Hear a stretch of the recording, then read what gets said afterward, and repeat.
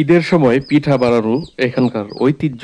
নরসিংদী গাজীপুর অঞ্চলে আঞ্চলিকভাবে ঈদ মানেই পিঠা লাগবেই। নকশি পিঠা, ফুল পিঠা, পাড়ার সবাই মিলে, সব মহিলারা বৌজিরা মিলে একসাথে বসে এক একজনের বাড়িতে এক এক দিন পিঠা বানিয়ে দেয় এবং কয়েকটি ধাপে এই পিঠা প্রস্তুত করা হয়। এটা সর্বশেষ ধাপের আগের ধাপ।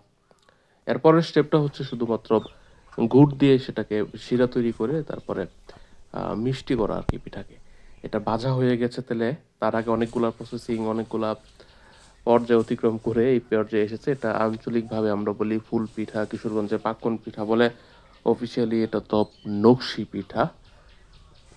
সামনে একটি সজনে গাছ, ধান ক্ষেত, একদম সেই 90 দশকের একটি আবহ, পরিপূর্ণভাবে সেই গ্রাম্য আবহ। পাশেই আসলে ভবন। এটা হচ্ছে অতিরিক্ত একটি রান্নাঘর, ওইটা হচ্ছে মেন রান্নাঘর।